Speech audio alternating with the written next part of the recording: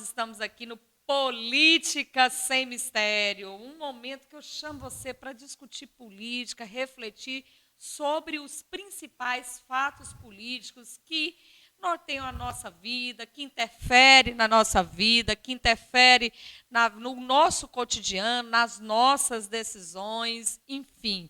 Uma política aqui, um debate sem qualquer mistério, porque política é muito simples e faz parte da nossa vida. E eu estou aqui com convidados especiais nesse último programa do ano de 2022. E que ano, né, gente? Que ano é esse de 2022? Aconteceu tudo e mais um pouco. E estou aqui com Gorete, que já tem cadeira cativa aqui nesse programa. Seja bem-vinda, Gorete. Obrigada por você estar aqui e discutindo com política sem qualquer mistério. E hoje nós temos um convidado novíssimo aqui, Rodrigo, meu companheiro de várias batalhas, né? Nós estamos em vários embates juntos. Primeiro é a docência, que é uma grande luta, mas uma luta que a gente saboreia, porque a gente gosta muito da docência. Então, já vou logo apresentar para você quem serão os personagens aqui desses 50 minutos, aqui um pouquinho a mais, um pouquinho a menos, de muita política, descontração, informação e, acima de tudo, reflexão, para que você ocupe o seu lugar de fala na política e participe das decisões políticas do seu bairro, da sua cidade, do seu estado, do seu país. Rodrigo, seja bem-vindo, querido. Eu vou fazer, Gorete, às vezes para ele, porque você já tem cadeira cativa aqui. Rodrigo, conte para os telespectadores desse programa quem é o Rodrigo. Eu prefiro você contar quando eu tomo o meu café aqui. Olá, gratidão pelo convite, né, para esse Política Sem Mistério, para a gente falar abertamente, Gorete também, eles dele, de questões sociais, políticas, né, o que permeia esse cenário da política. Bom, quem é Rodrigo? É uma pergunta difícil, né? Eu costumo dizer que eu sou do Rio do Meio, né? Eu sou um rapaz, um menino do Rio do Meio. Eu conheci Rio do Meio. Rio do Meio é um distrito de Tororó, da terra da carne e do sol. E eu fui criado lá, né, no Rio do Meio, com a minha família. Meus pais, filhos de agricultores, enfim. E sou um itabunense também, né? Espero um dia receber o título aí de cidadania itabunense, mas eu me considero também itabunense pelo fato de que vivo aqui desde os idos de 2002, vim para cá estudar, né, fazer cursinho para tentar o vestibular. Naquele tempo que o vestibular tinha uns livros de literatura, tinha que ler Jorge Amado, tinha que ler Ciro de Matos, enfim, para fazer o vestibular, né? Não era esse Enem padronizado, que não considera o regionalismo, enfim.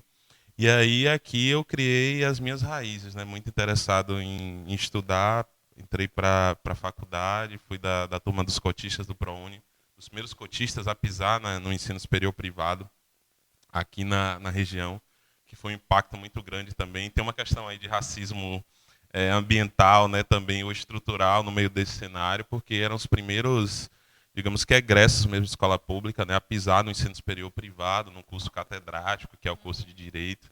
E aí, me interessando por questões acadêmicas, dei prosseguimento nos estudos, me fixei na região, fiz mestrado, agora estou no doutorado. No meio disso, também me interessei pela área de concurso, aí fiz concurso da Polícia Militar durante o período da faculdade, e aí, como um bom leonino, eu fico conciliando muita coisa, então eu conciliava o curso de formação de soldado, mais a graduação em Direito, que eu nunca tranquei. E aí, depois, quando eu percebi que eu poderia alçar voos maiores, eu tentei me enveredar pela política, fui candidato a vereador e a polícia me expulsou, fui expulso da Polícia Militar por ser candidato a vereador com menos de 10 anos, né, que a Constituição fala que você deve ser afastado, mas no regime militar, por importar uma regra do Exército, do conscrito, que tem que ter 10 anos, né, diz que a pessoa tem que ser expulsa, só que eu não respondi nenhum processo, enfim, fui taxado como bandido, como contraventor, como transgressor da lei, enfim, brigo na justiça, tenho um parecer aí relacionado à minha reintegração, anulação do ato. E eu quero muito isso, não talvez para voltar para a segurança pública, né, mas para poder honrar a minha história. E aí me envolvi também com carreira acadêmica, nos conhecemos inclusive no ambiente acadêmico, participamos inclusive da mesma seleção, né, para professor. E aí estamos desde 2013 com a docência, que é uma área que me encanta muito. E depois desse episódio triste da polícia, eu transformei também em resiliência. Eu passei a advogar para policiais em demandas contra o Estado, fazendo esse enfrentamento aí, principalmente nessa área que inclusive envolve o meu trauma, né, que é anulação de ato administrativo. Então eu faço uma advocacia combativa, uma advocacia também em prol de pessoas que são eliminadas de política de cota na universidade, em concurso público e tudo. E gosto muito, né, dessa. Faço algumas polêmicas às vezes na rede social, né, criticando gestores, e as pessoas confundem, né, acham que eu estou falando do ser humano. Eu já disse, olha, eu não tenho nada contra o ser humano, fulano de tal. Mas assim, ele é um agente político. Então, se você é um agente político, eu posso falar de você nessa condição. Mas a sua vida particular não vai me interessar, obviamente. E aí já me envolvi em algumas polêmicas aí com os figurões da cidade, com o saudoso Fernando Gomes, enfim, que às vezes eu escrevia criticando a gestão e o agente político, e as pessoas achavam que eu tinha algo contra Fernando Gomes. Adoraria conhecê-lo, inclusive, né? O caricato que era, enfim, não tive a oportunidade de bater um papo com ele, enfim, mas aí o mundo confunde um pouco, e aí às vezes na própria rede social eu tento mostrar isso para as pessoas, olha, cidadania é isso, é a questão da participação. Hoje a gente tem uma cybercidadania também, né? Inclusive estamos aqui no ambiente digital, né, para poder conversar sobre essas coisas. E que tem que ser um palco aberto para a gente poder discutir. E que bom aqui, então, que é um lugar seguro, confortável, para a gente poder conversar sobre essas coisas. Eu gostei muito já da sua fala aqui, já anotei várias coisas, e exatamente isso. Às vezes, quando a gente fala de uma determinada gestão política, não quer dizer propriamente aquela pessoa, porque aquela pessoa ela tem os seus méritos, ela é uma pessoa familiar, ela tem as suas qualidades pessoais, né? Porque quem está no serviço público ali é outra história, né? Bom dia, Gorete, fico feliz em ter você aqui. E vamos começar, de certa forma, você disse que faz postagens que geram polêmicas, né? E eu acompanho o seu show. Deixa eu falar. Show falar.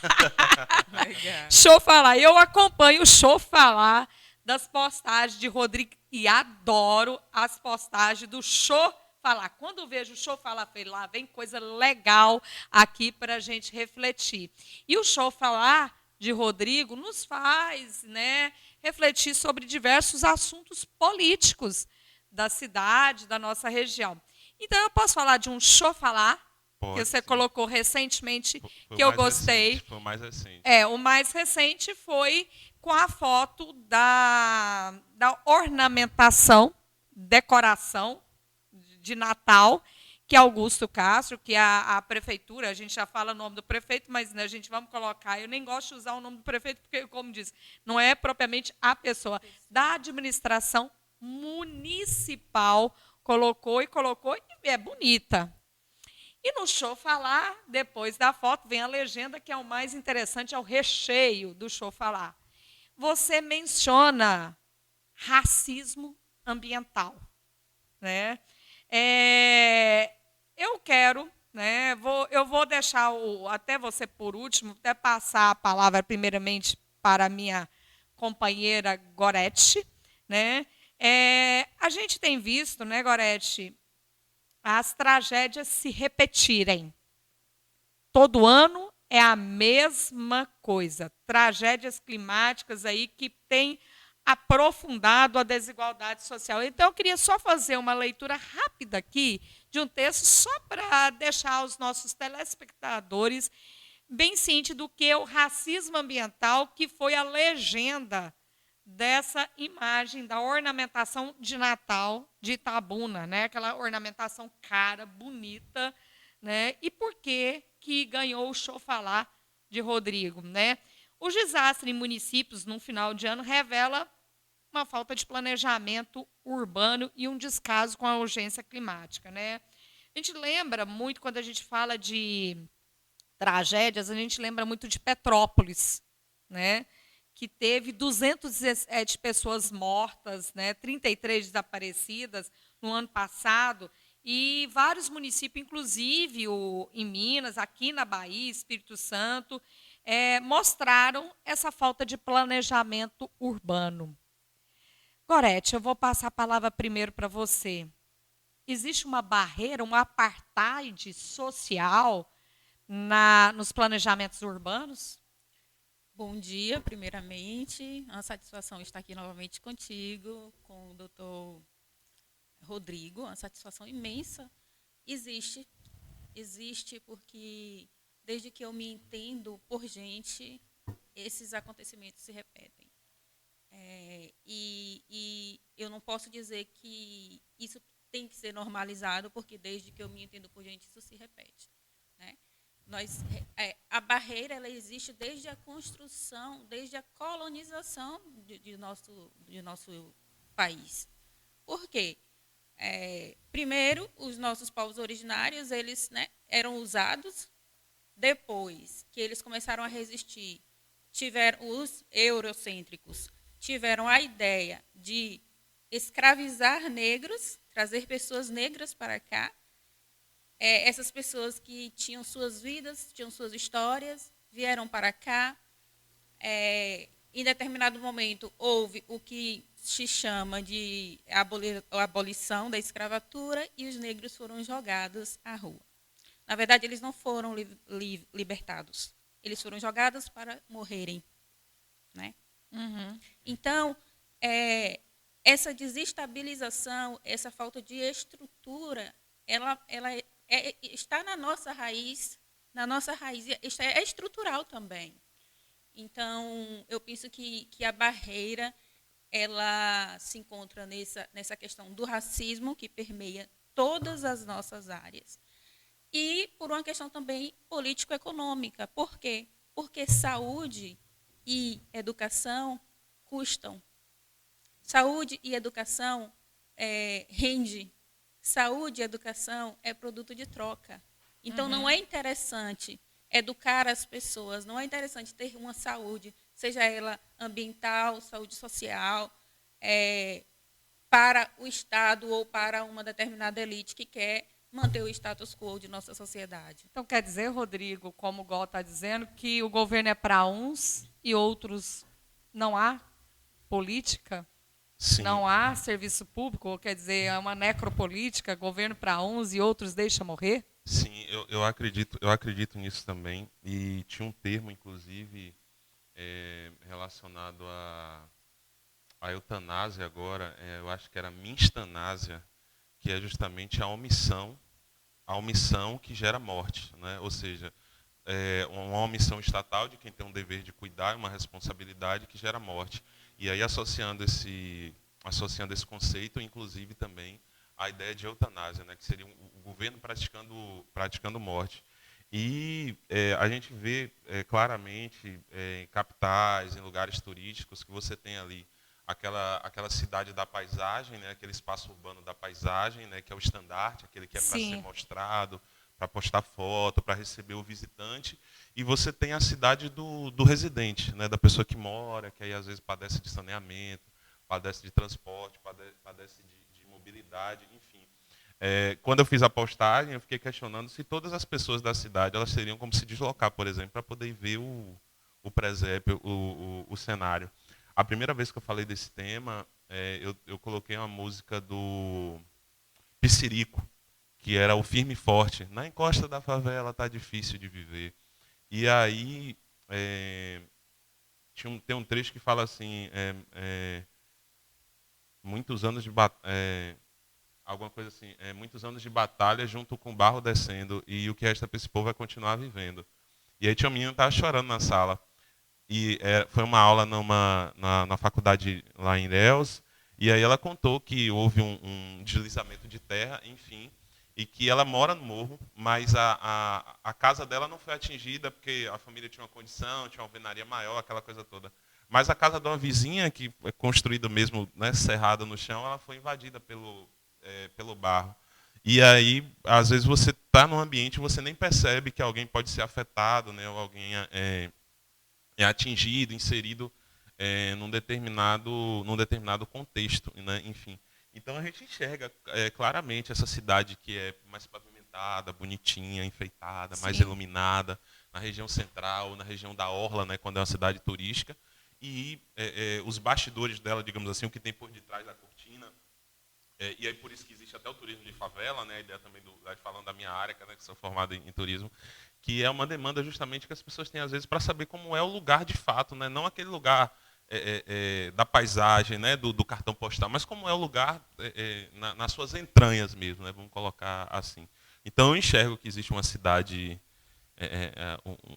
digamos que para a cena, né, e a cidade real. Eu tive conversando em grupos. A gente faz parte, né, nós, como somos mulheres, né, igual mulheres políticas, eu faço parte de alguns grupos políticos. Poucos dias atrás, eu estava conversando com uma figura política que está na gestão municipal. Pode falar nome aqui? Pode. Se eu não me engano, era... Não, é porque eu vou citar nomes aqui quando eu for Sim, falar. sim, vontade, né? Tranquilo, temos que citar. Eu acho que aqui é um ambiente, como você disse, de conforto, não tem problema nenhum. E é sem mistério. E é sem mistério, né? Então, eu vou dizer, era Rosivaldo. Acho que, se eu não me engano, é Rosivaldo o nome dele. Rosivaldo, é isso mesmo, né? E ele argumentando a respeito dos projetos da administração municipal que querem ser implantados. Ele disse que a prefeitura tem pretensões de ampliar algumas vias, remodelar a urbanização de algumas vias. Eu me posicionei não contra essa remodelação, mas que deva atender, primeiramente, uma reinfraestrutura, uma infraestrutura periférica para dar melhor condições de estrutura, principalmente para as pessoas que estão sofrendo as consequências, né? E eu vi na fala dele uma certa fala que ele disse, olha, nós precisamos fazer essas estruturas, criar esses chamados estandartes, né, maquiar esse centro da cidade, que melhora a mobilidade, para atrair o mercado, para atrair negócio. Ambiente não de negócio. Não que isso não seja importante, e né? Mas acontece que isso nunca... A população que mais sofre nunca se torna prioritária nessas agendas, né? Olha, o negócio, a economia, isso, fomentar tudo. E, então, a região, como diz, vamos arrumar a sala, né? Arrumar a sala porque é aqui que nós recebemos as visitas. E quem mora nos fundos, no puxadinho, vai continuar com banheiro de latrina, banheiro no chão, né? O menino vai defecar no buraco ainda, aquela coisa toda, mas lá está tampado, né? Lá a gente só vai na época da chuva. Sim. Né? E o Papai Noel fica aqui no centro. Papai Noel com cara de circo. Eu gostaria de, na fala do doutor, me chamou a atenção, e assim, eu tento me esquivar de colocar a minha história nas falas, mas é inevitável. É inevitável porque eu venho da periferia. Eu conheço a minha quebrada. Eu conheço as necessidades e elas são as mesmas de quando eu era criança. Eu fui coautora do plano de governo do atual prefeito aqui de Itabuna. Foi um plano que foi apresentado na terceira via com louvor. E foi um plano realista, porque nós partimos da realidade. Mas, infelizmente, foi só um plano para apresentar e ser aprovado pelo TSE. Enfim, quando a gente vê produto de um desejo real, de uma vivência real, daquilo que a gente quer mesmo para as nossas periferias, é muito constrangedor. E outro dia eu também fiz uma postagem. Eu não sou influencer nem nada, tenho pouquíssimos seguidores e acesso muito pouco também as redes sociais. Mas eu fiz e eu perdi alguns seguidores, porque parecia que eu estava criticando um governo que eu ajudei a montar. Né? Na verdade, eu nem ajudei a montar. Eu fui coautora do projeto. Eu fui, né, contratada, chamada para fazer parte daquela equipe. E fiz a minha parte. Também não tenho nada contra o governo e também não tenho obrigação nenhuma de deixar de criticar. Sim. Entendeu? E é um direito que assiste a todo e qualquer cidadão questionar. E essa pauta, ela vem sendo... em 2020, nós discutimos muito Não foi pouco, não, muito. Eu faço parte de um grupo, Redireito. Estou um pouco afastada desde 2021, desde o ano passado, por conta de... É muita coisa, a gente precisa, às vezes, né, abdicar de outras. E nós discutimos muito o marco do saneamento. O marco do saneamento previa para daqui a 2 anos mais de 13 milhões de pessoas vivendo em submoradias. Em 2025 não serão só 13 milhões de pessoas vivendo. Nós já temos esse número hoje. Uhum. Entendeu? E essa discussão, ela é uma discussão que me remete a Milton Santos. Sim. Milton Santos. Faz quanto tempo que Milton Santos fala dessa geografia, dessa desigualdade, dessa questão da realidade da infraestrutura do nosso país, que precisa ser igual para todos, né? Então, Milton Santos é uma figura que a gente não pode deixar de falar, não pode esquecer. Quando eu ouvi Milton Santos pela primeira vez, saudoso Milton Santos pela primeira vez, eu não consegui entender nada. Eu me lembrei que uma vez na iniciação científica, quando eu fazia a universidade, a professora mandou ler Stuart Hall. Era um livro dessa grossura, não pela grossura, mas quando eu comecei a ler, eu não entendia nada. E quando eu ouvi Milton Santos pela primeira vez, eu também não compreendia o que ele falava. E aí eu fui ouvindo e compreendi. E ele é tão atemporal que o que ele está discutindo hoje foi falado, inclusive, na encíclica do Papa Francisco.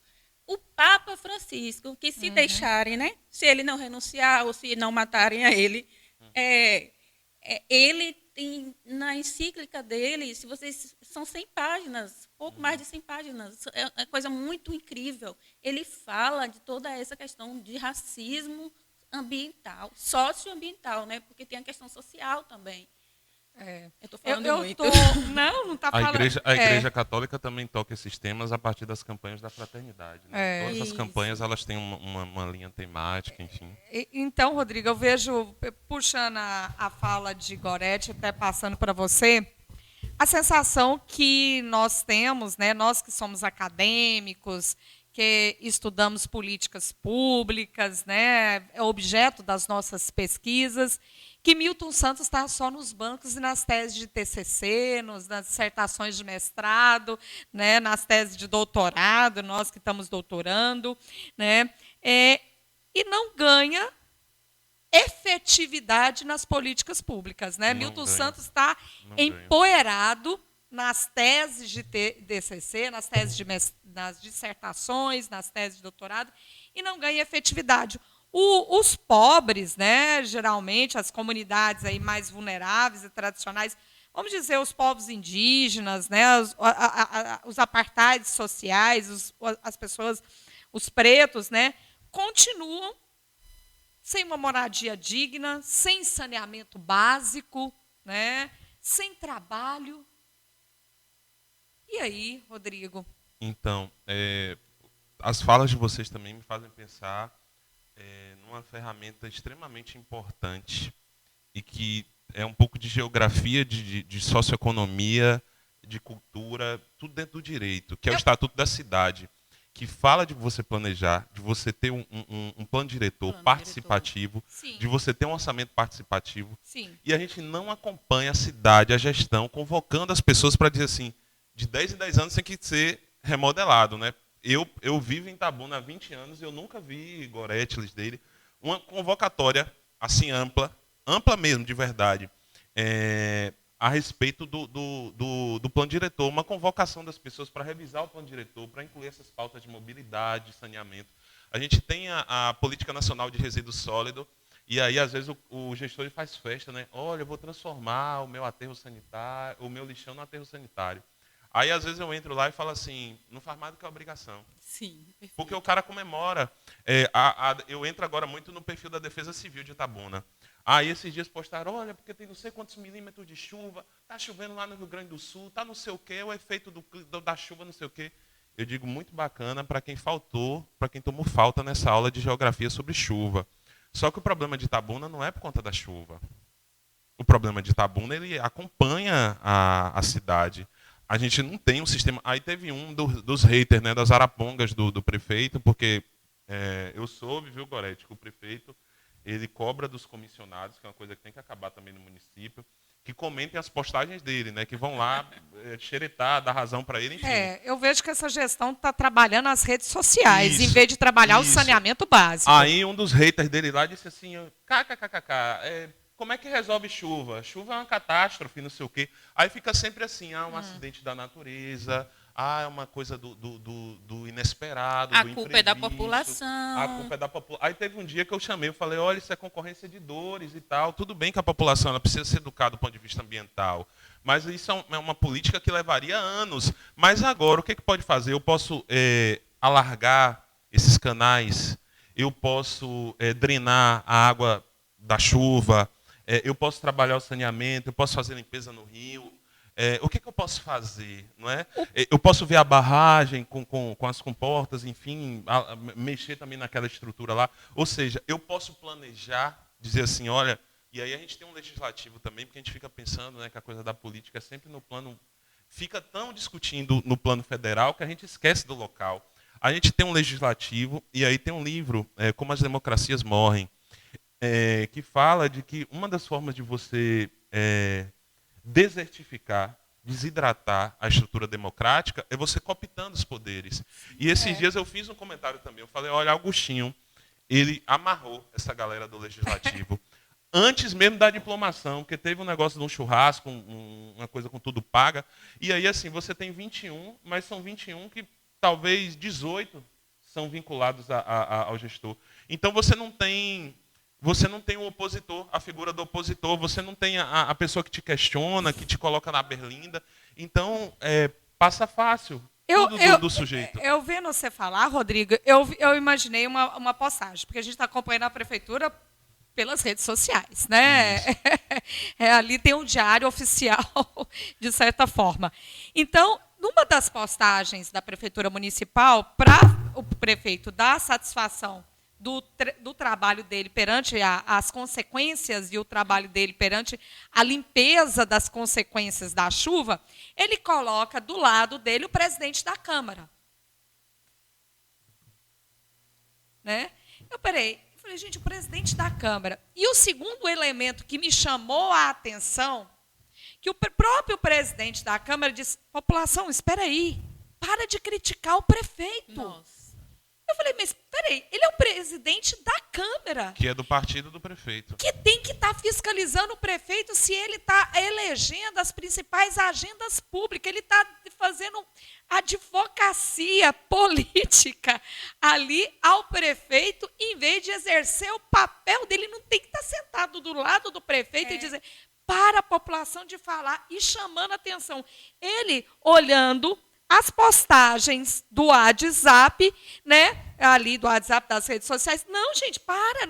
O prefeito é gente boa, ele está trabalhando. Não que não seja, é mais do que obrigação. Ele está trabalhando, não só limpando as consequências da chuva, mas como ele já deveria ter trabalhado antes para não ter as consequências da chuva. E o segundo elemento ali que eu vi é o que você disse, a mudança do vetor da culpa que foi direcionada à população. Não que a população não tenha erros, mas houve uma mudança no vetor para direcionar a culpa. Você mora aí, não jogue o seu lixo aí, e que se acontecer alguma coisa, a culpa ainda é sua. Mas onde é que essas pessoas irão jogar o lixo? Será que o caminhão passa lá? Será que ela tem saneamento para regular? Todos os instrumentos atendem aquela cidade? Essa questão do apartheid que a gente menciona é muito visível, mas é invisibilizada pela política, por quem está no poder, em razão de que existem legalizações em determinadas regiões e criminalização em outras. Né? Nós vemos nessas chuvas, em qualquer chuvinha que cai, e eu não estou aqui menosprezando as últimas chuvas que foram muito intensas, mas qualquer chuvinha que cai, nós sabemos quais são as regiões que sofrem mais. É a região cuja população majoritária é negra e pobre. É a região favelizada, criada a partir de barracos sobre barracos. É a região onde não há saneamento básico, onde a água, que não deveria ser vendida, a água é universal, a água é um produto nosso, da natureza, que não deveria ser vendida. E a população paga pela água, mas fica 30 dias sem água. A população, e é essa população, porque eu morei no centro da cidade e não faltava água na minha casa. Era água todos os dias, eu não tinha sequer, como é que se diz? Tanque eu não tinha, porque não faltava água no centro da cidade. Não falta água no centro da cidade. Entendeu? Por outro lado, nos bairros onde minha família mora, 15, 30 dias para cair água. Há uma interseccionalidade entre injustiça racial, fatores climáticos e fatores ambientais. Então, nós estamos falando de 3 variantes aí que se comunicam, né? Gorete está colocando aí injustiça racial, questões climáticas e questões ambientais que funilam e geram uma desigualdade social. Sim, o nosso processo de urbanização, ele tem esse contexto, né? Esse registro. Tanto é que a expressão marginal, né, que a nossa segurança pública utiliza, é quem vive à margem. E quem passou a viver à margem foram os libertos a partir do 14 de maio, né? Porque o 13 de maio digamos que o marco, né, da liberdade, que inclusive o movimento negro não utiliza dessa data justamente porque é uma data que protagoniza uma pessoa branca do poderio, não é? Mas o dia seguinte ao 13 de maio de 1888 não teve nenhuma política inclusiva. E aí só restava para essas pessoas que migravam das regiões agrícolas, né, dos pastos, das fazendas, enfim, procurar me invadir, ocupar, enfim, algum espaço à margem, né, do espaço urbano. Então, essa ocupação à margem se dá pelas pessoas negras e pobres em sua origem, e só tem 134 anos, né, já que foi em 1888 a abolição. Então, nós temos essa ausência de reconhecimento, nós temos essa invisibilidade, nós temos esse desenho que tenta apagar essa parte que fica nas extremidades, né, digamos assim, esquece mesmo dessa parte que vive nas extremidades. E também tem uma visão, né, de que a gestão ela precisa fazer feitos monumentais, que chamam a atenção. Uma demanda de saneamento vai passar por baixo da terra, então ninguém vai ver a obra. Então a obra ela precisa ser monumental, visível. E saneamento não é visível, lixo não é visível. E aí, geralmente, quem fica sem esse serviço é justamente quem vive à margem. Ainda que cause um transtorno, a obra precisa ser mostrada, porque nós vemos que obras como é que eu não sei, de drenagem ou de recapeamento, né? Recapeamento que fala, de asfalto. Ao meio-dia, gente, o transtorno, o trânsito em Itabuna é horrível. Aí a obra tem que ser feita durante o dia, uma obra que possa fazer à noite para ser vista. Eu gostaria de chamar a atenção que muitas vezes eu me entristeço, às vezes eu acho que eu romantizo demais, mas eu não quero perder essa linha até porque faz parte da minha história, está intrínseco a mim. Então eu não posso deixar, eu não posso desistir, não posso me desestimular, desmotivar eu posso, mas eu não posso perder a disciplina de discutir, de criticar, porque tem um autor, Ulrich Beck, ele falava da sociedade de risco, foi muito rejeitado, porque eu estou falando isso alinhado à crítica da globalização feita por Milton Santos. E Beck, ele vem no sentido de que as transformações, as exportações, o tempo dele, salvo engano, é do século XIX, da era industrial. Ele criticava essa questão industrial, mas ele também alertava para as consequências do risco. Então, ele intitulou a obra dele de A Sociedade do Risco. Nós vamos fazer isso, mas tem este risco, né? Nós vamos construir uma ponte. Nós vamos... Não, uma ponte não, vai ser mais atualizada. Nós vamos duplicar a rodovia. Mas quais serão os riscos dessa rodovia? Né? Itabuna, ela é cortada por rodovias. Não adianta você colocar um presépio lindo, maravilhoso ali, mas nas portas da cidade você vê submoradias. E onde é que estão? Quem são aquelas pessoas que estão ali nas submoradias? Quem são as pessoas que estão nas regiões ribeirinhas? Até onde uma árvore de Natal, com custo de mais de 1,5 milhão, interfere no bem-estar da população? É só cinematográfico. É só para postar foto. Até onde coopera, né? Toda aquela montagem. A gente tem que pensar o que vai melhorar, né? O gestor público.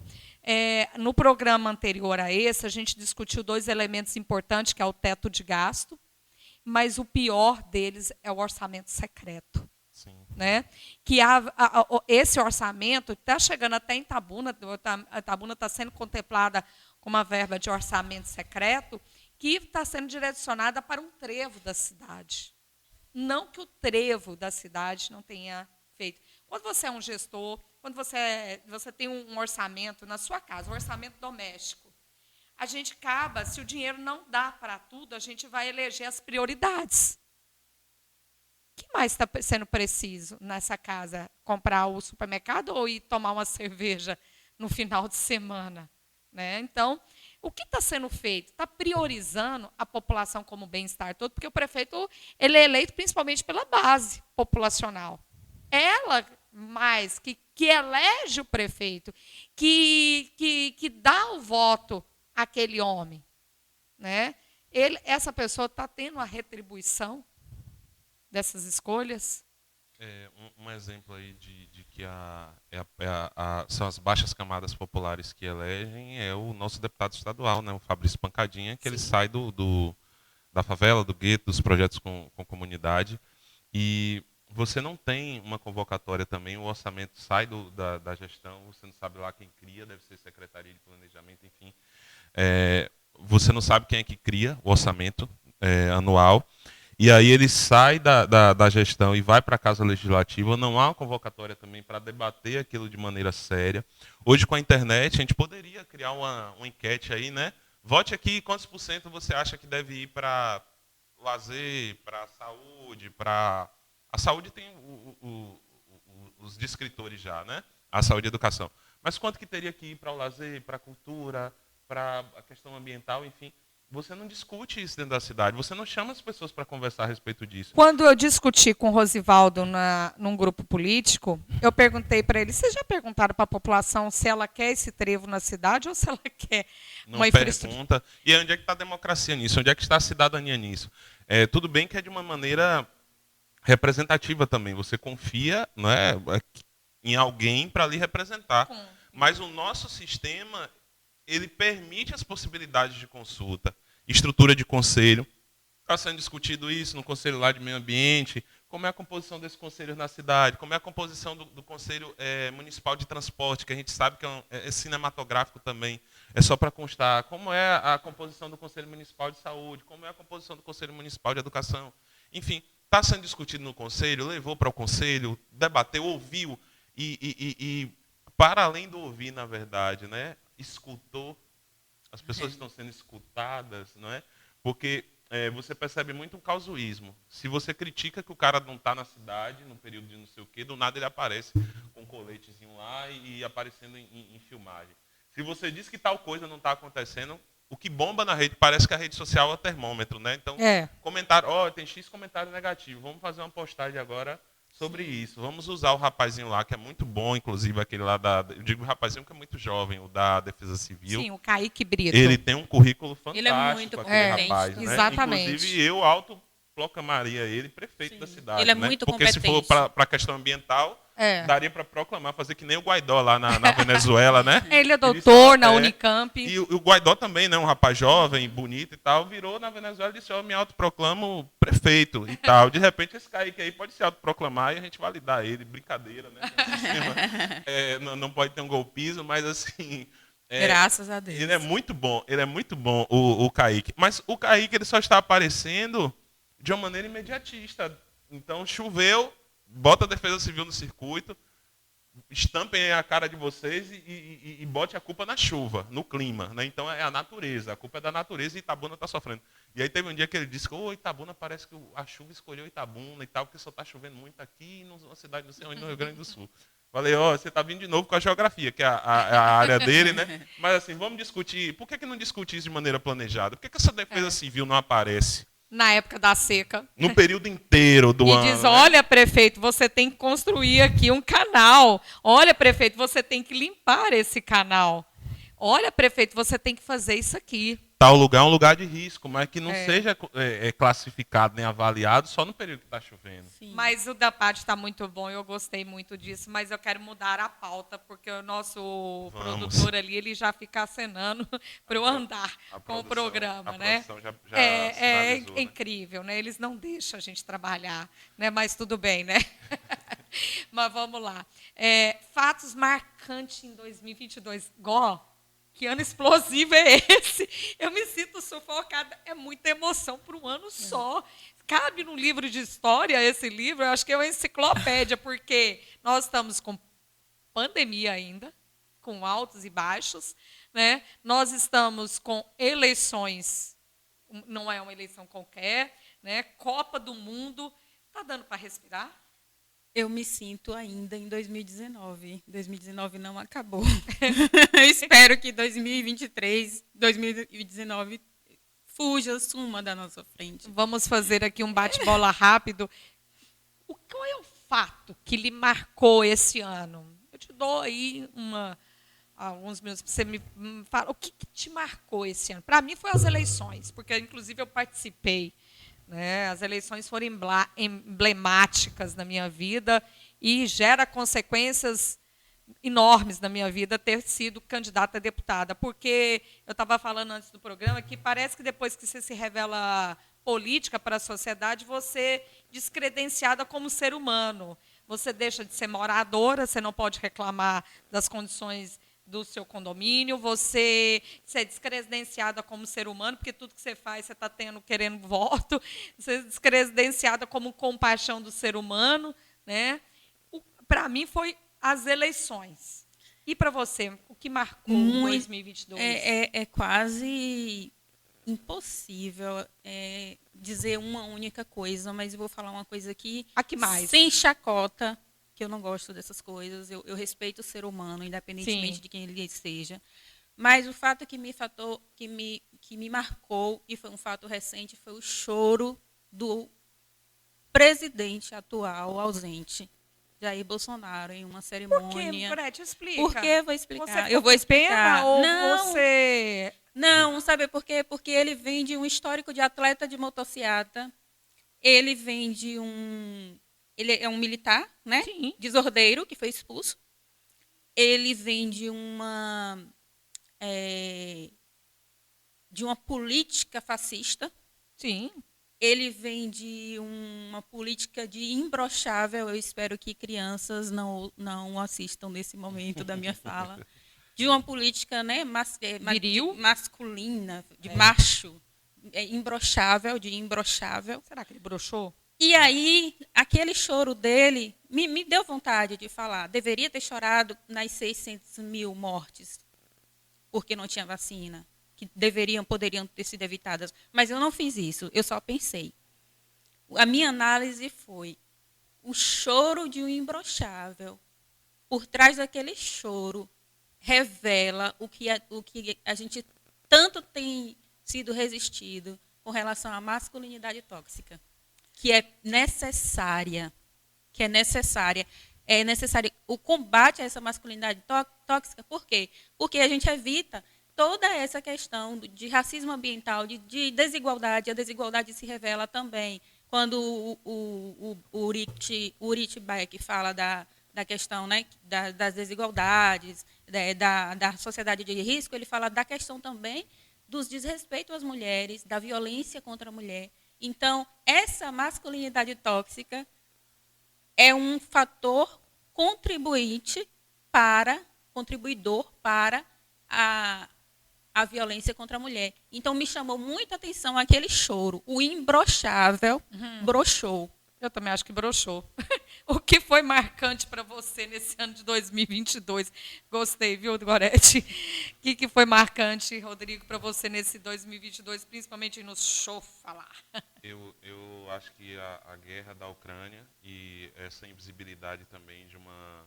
É o grande contra o pequeno, né? E ninguém enfrenta a Rússia, né? Não se toma postura contra a Rússia. A Rússia é integrante do Conselho de Segurança da Organização das Nações Unidas e ela mesma violando a Carta da ONU.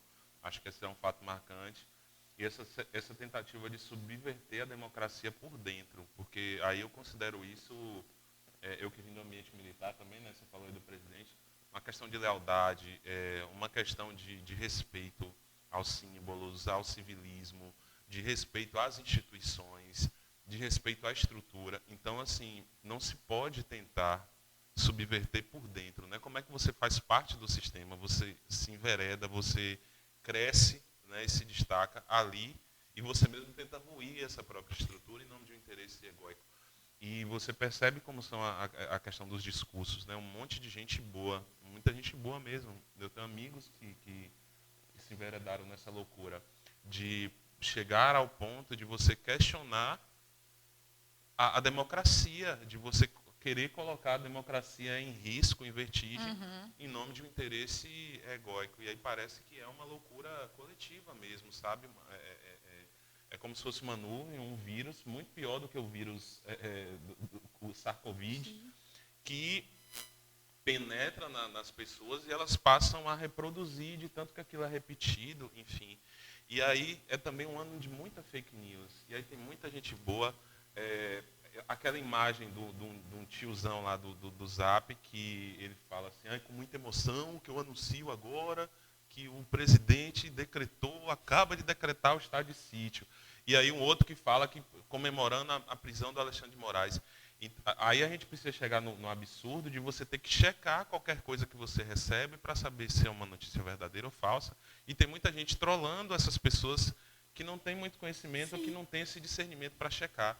Então, acho que essa tentativa de desidratar a democracia e de destruir a democracia por dentro, e um monte de gente comprando esse discurso, eu acho que foi um fato que marcou, e esse comportamento, essa ideologia, essa doutrinação, esse discurso, ele precisa sendo amenizado, né?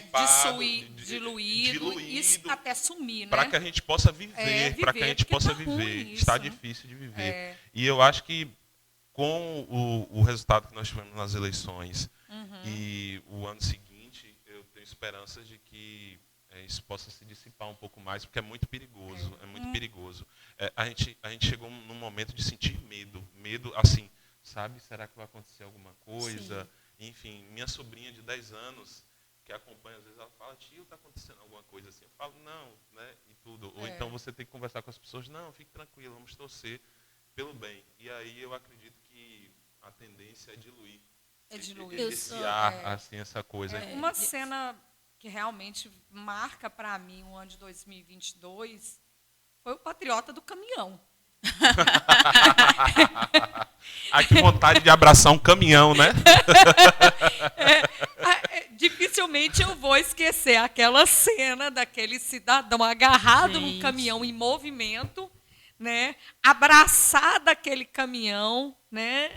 Aquele simbolismo todo para dizer, não, nós vamos ficar, nós vamos resistir, o nosso poder de resiliência é infinito, né? Então, enquanto isso, o deputado federal, né, mais votado, não foi mais votado de São Paulo, mas um dos mais votados de São Paulo, da família Bolsonaro, está no Catar, distribuindo pendrives Mas como? Depois de tanta tecnologia, de Pois é. informações E pendrives de Multilaser 2010. o multilaser precisa atravessar oceanos, eu acho que eu consigo, né, com uma certa segurança, transmitir informações Para sem dizer o ter- que está acontecendo no Brasil. Se ainda fosse para dizer o que está acontecendo na Ucrânia, É, a gente até entenderia. até sem querer, então, assim, eu vou levar o pendrive, né, e sem querer eu vou no jogo. Se der É. tempo, eu entrego. Se der tempo, Se der tempo, eu vou no jogo. Pois é. Mas vamos lá. Foi um ano Punk. né? Punk. Foi realmente, e pior de tudo, pior não, melhor de tudo, ainda fecha com uma Copa do Mundo, né? São muitas coisas para um ano só. E fecha com uma Copa do Mundo, meio que a Copa ela foi muito desnecessária nesse momento, porque há um governo silenciado, um governo que fazia lives todos os dias, que silenciado não, silenciou, entendeu? E aí o governo que ainda vai ser empossado já está tendo que se desgastar, de gastar suas munições para poder governar esse período, enquanto estamos pagando o salário de um presidente que já vai sair aposentado, né, pela Câmara. E aí, com todo respeito aos eleitores dele, mas a gente precisa fazer essa crítica, a gente precisa ser crítico, assim como nós devemos ser críticos ao governo, né, Que vai entrar, mas a Copa do Mundo está meio que camuflando isso. Cortina de fumaça. Entendeu? Então, de certa forma, ninguém ainda não percebeu que o governo está parado, né? E engraçado você falando da Copa, já a gente passar para as perspectivas de 2023, né? As pessoas ainda estão com dificuldade de usar o verde e amarelo. Eu vi uma postagem nas redes sociais que o cara colocou a bandeira do Brasil na sacada e ele disse assim, ele escreveu, é para a Copa.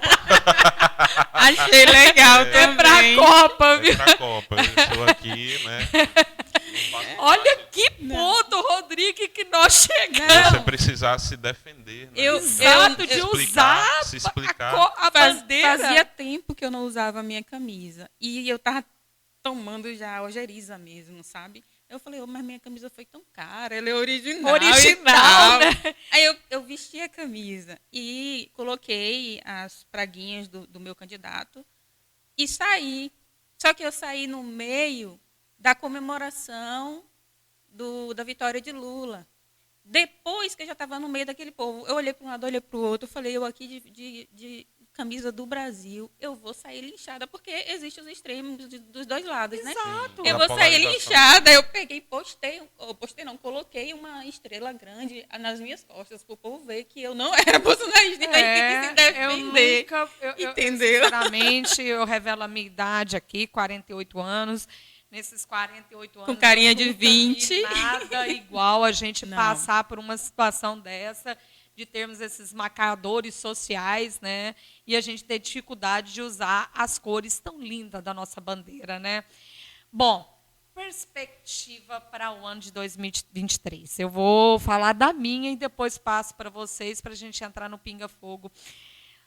Eu tenho uma perspectiva muito grande com relação à questão ambiental, porque países, né, como a Noruega já entrou novamente no planejamento aí de proteção da Amazônia e anunciou que vai retornar os investimentos nessa região brasileira. E ontem, né, eu estava assistindo alguns noticiários e a Rodrigo tocou como destaque a guerra da Ucrânia.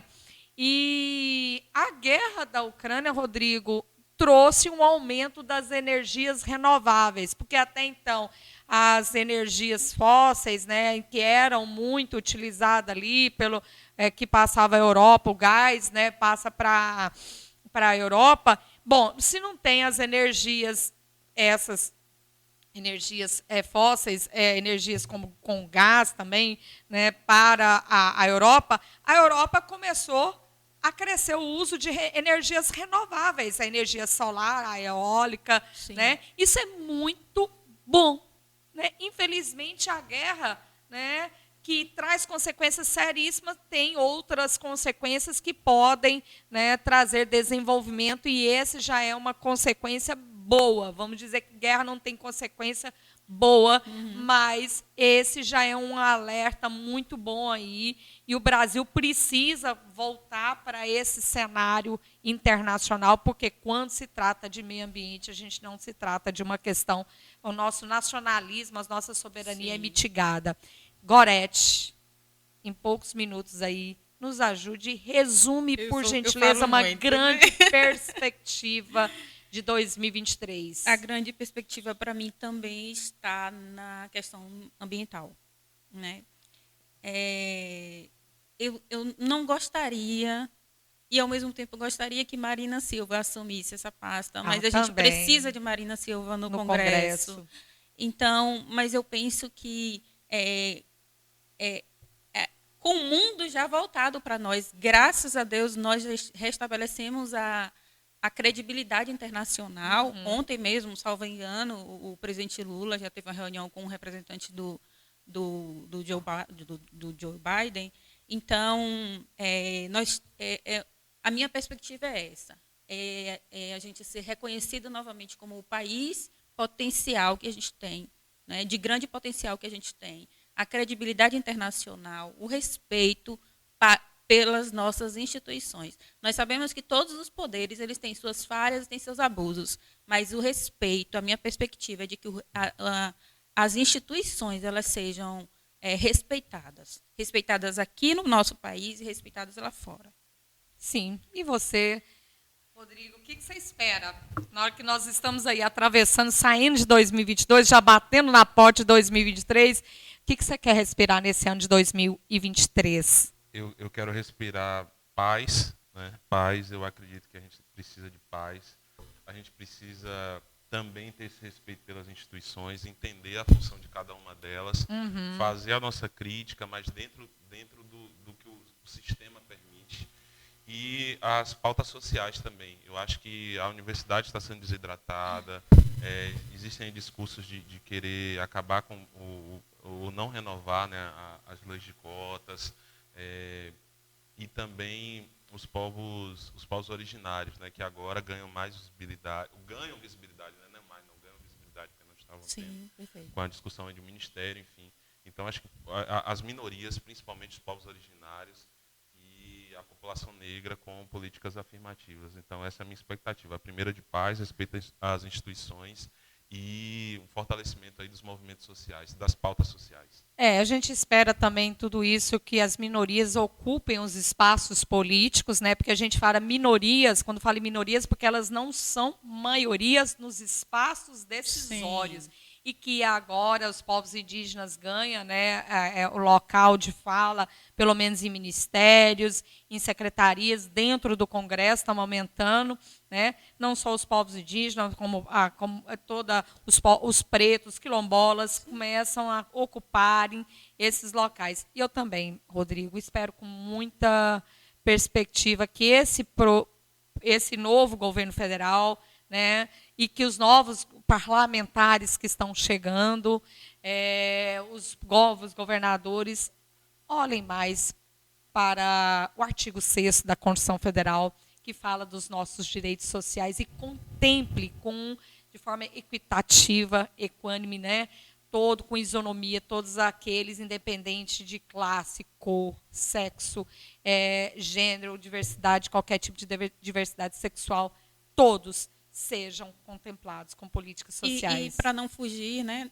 concluindo de verdade agora, para não fugir da pauta que a gente iniciou de racismo ambiental, que o direito a uma moradia digna, né, que é constitucional, seja vista pelos nossos governantes, pelos nossos representantes, né, e que nós também, enquanto representados, né, patrões dos nossos representantes, nós saibamos criticar mais, criticar de forma, né, positiva, buscar mais, cobrar mais.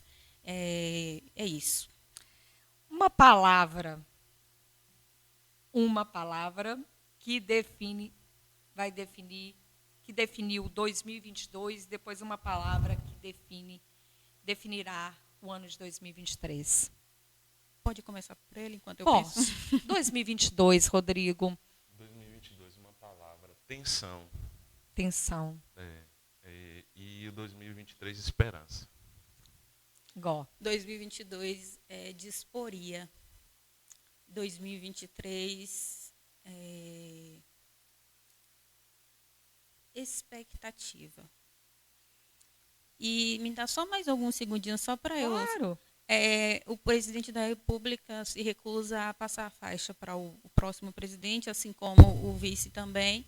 E seria muito simbólico, já que a gente falou também aqui dos povos originários, que um indígena passasse a faixa para o presidente Lula. Perfeito, né? Gostei da sua ideia. Vamos tentar colocar isso nas cartas ali para o governo transição, que inclusive o governo de transição tem um site, né? Vamos colocar essa sugestão lá, que se ele se recusar, seria nada mais muito belo. Eu acho que não está fora da Constituição, muito belo, não, né? Que um indígena passasse essa faixa, já que ele quer. Não vai faltar, gente. Se você quiser, pode me chamar. Eu passo a faixa para você. Qualquer um de nós passamos a faixa. É isso. Passagem. É essa palavra que a gente fecha esse ano de 2022, um ano emblemático, um ano histórico, um ano que leva mudanças, né? Um ano em que a discórdia tem que ficar aqui e ela tornar amor. Né? A gente tem que amar o próximo, respeitar as diferenças, porque nós não somos iguais. Né? Somos pessoas diversas e vivemos pela diversidade, temos que conviver com a diversidade, respeitar, né, todas as diferenças e os resultados desta democracia. E a palavra que a gente pode fechar é esperança. Né? Esperança. Esperançar. Isso, esperançar, que nós teremos um ano melhor e que todos tenham lugar e sejam contemplados com os benefícios sociais. Né? Muito obrigada para você que nos acompanhou com os nossos programas de podcast em 2022 e nos aguarde aí em 2023. Feliz Ano Novo, que Deus lhe abençoe, contemple a tua vida e a vida da sua família com muitas bênçãos. A gente deseja aqui, em nome de toda a equipe, a produção, Casa 9, né, que são os nossos produtores, Ana Karina, que é a nossa produtora também. Muito obrigada, Alisson, por você produzir o nosso programa. A gente fica muito feliz por seu cuidado. Muito obrigada a Rodrigo, que esteve aqui. Gorete, nossa linda mulher politizada aqui entre a gente. Muito obrigada por tudo. Fico muito feliz de estar aqui construindo esse programa com vocês. E a gente deseja tudo de bom. E a gente vai continuar em 2023 fazendo política sem mistério. Muito obrigada, viu, Rodrigo? Muito obrigada, agora. Vocês são demais, moram aqui no meu peito. E feliz Ano Novo. Tchau, tchau. Tchau, feliz Ano Novo.